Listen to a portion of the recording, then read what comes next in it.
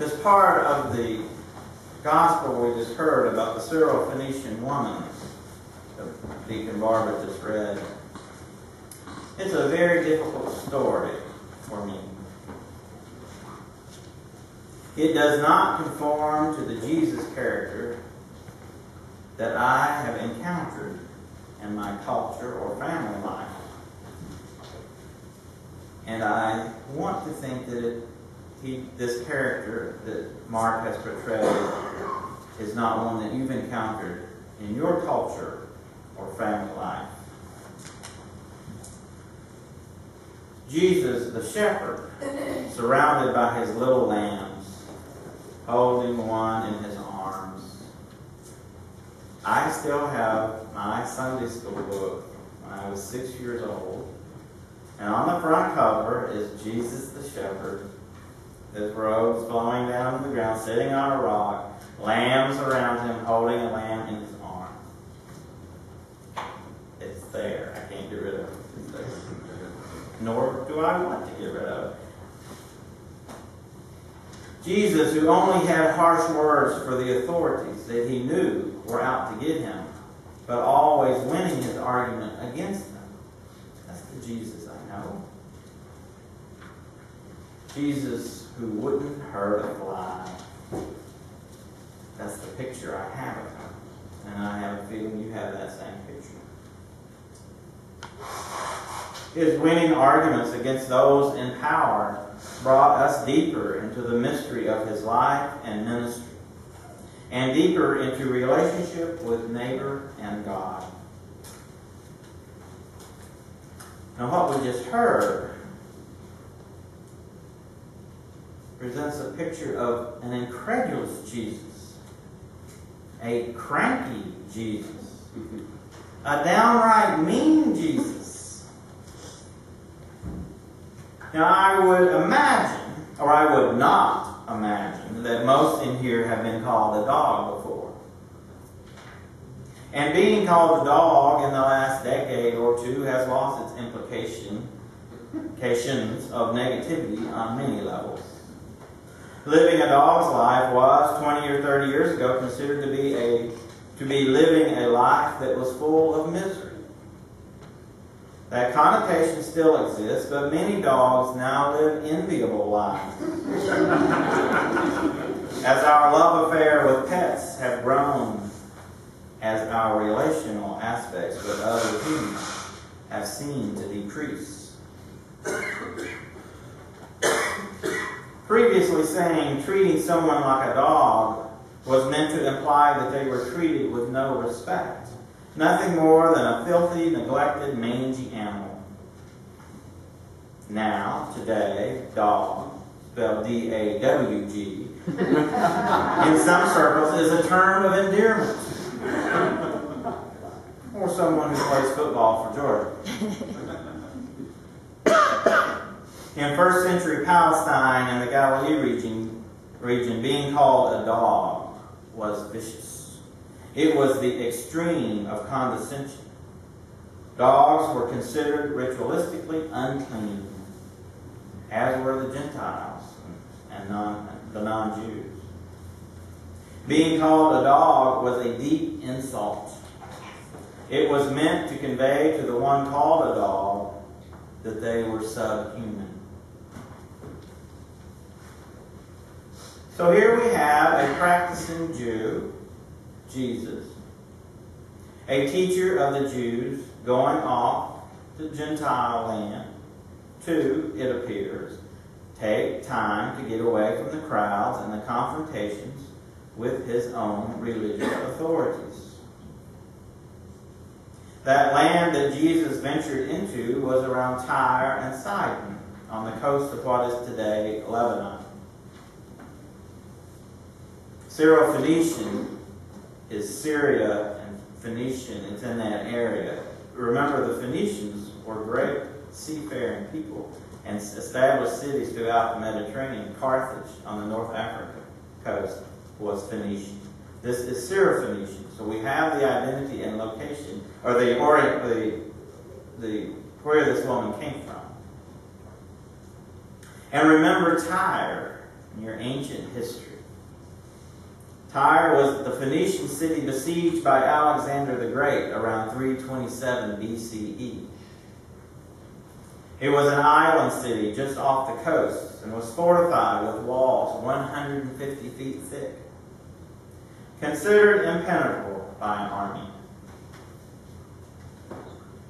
Alexander the Great wasn't called the Great for nothing. Alexander built a causeway of land and conquered the city. Alexander the Great's conquest of this area, including Palestine, is why the Greek culture surrounded the Jewish culture and infused into it. That's why the Gospels were written in Greek.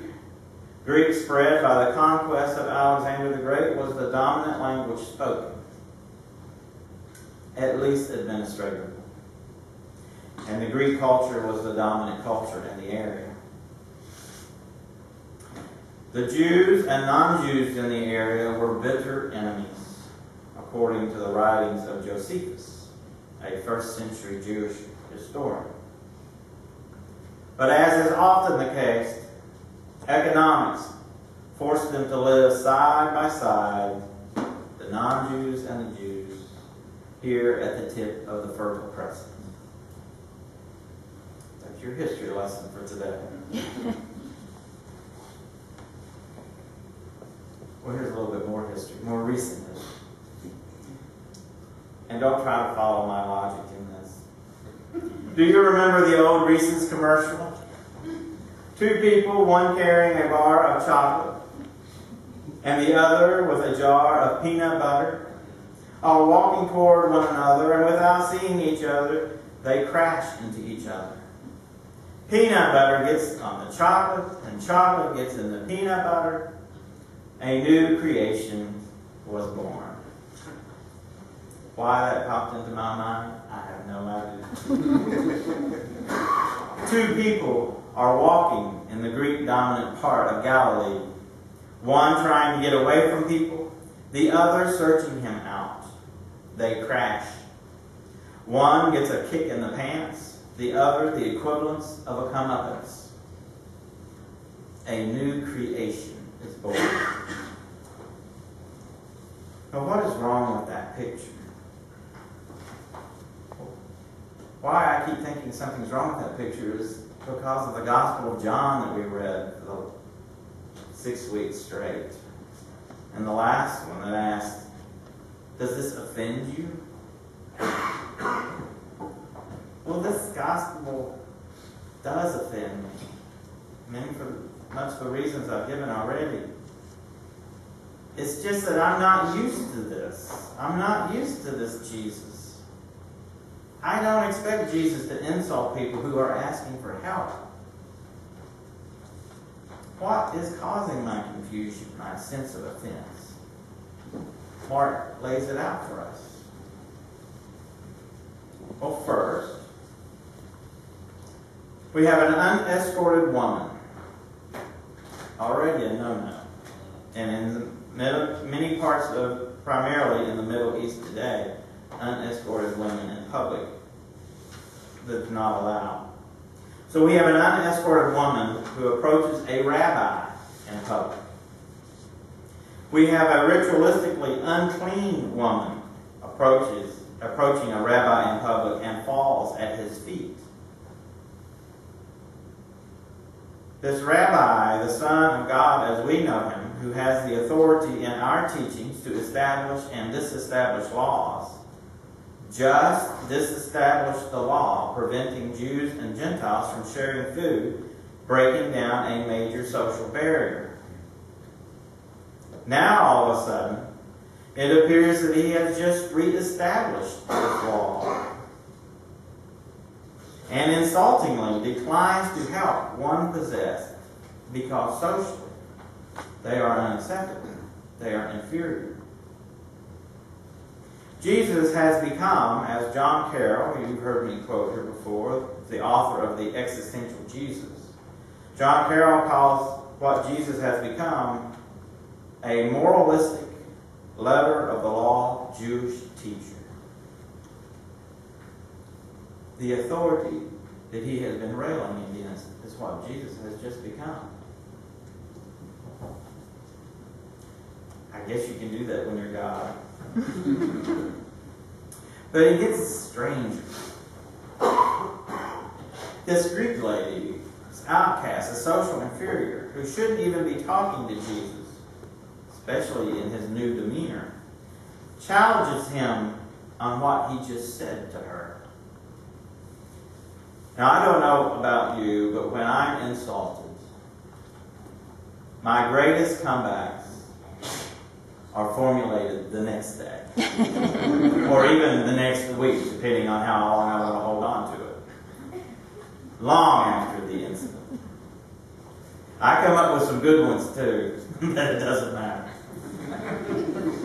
This lady, this socially inferior lady, this ritualistically unclean to the Jewish rabbi lady, came up with a zinger.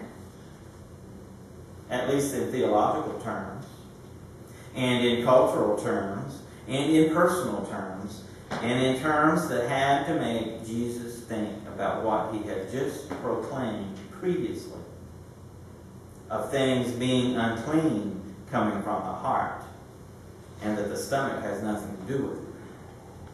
Remember last Sunday? He put those religious authorities and us in our places without pronouncing. This lady, this unclean, socially inferior, non-Jewish lady, puts Jesus in his place. He lost the argument. Maybe he was tired, exasperated from dealing with disciples like us. Disciples that just don't get it most of the time. Maybe he was having second thoughts about doing away with that social barrier. Maybe it was because he was on his last trip to Jerusalem and had other things on his mind. Whatever the reason, Jesus was scornful and lost his argument. Thank God he did. Thank God he lost that argument. The salvation brought to the people of Israel is now because of Jesus losing this argument. It is now a gift to us, the Gentiles. The bread is ours for the taking. This bread. And as the Greek lady, this presumed social inferior, knew, it always was. But Jesus seemed to have forgotten that. The good news is that the woman's daughter was healed because of this encounter between divine mission and personal mission. And the really good news, so are we healed.